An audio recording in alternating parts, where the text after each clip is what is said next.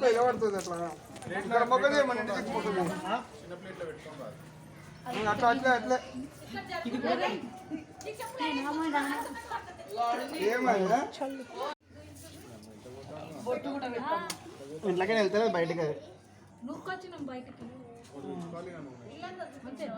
భీమయ్య వచ్చిన రోపు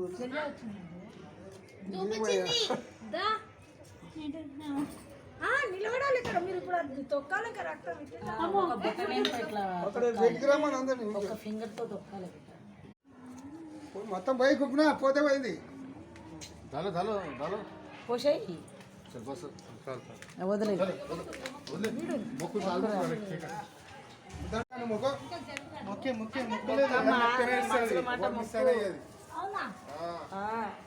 మంచిగా చేసింది కదా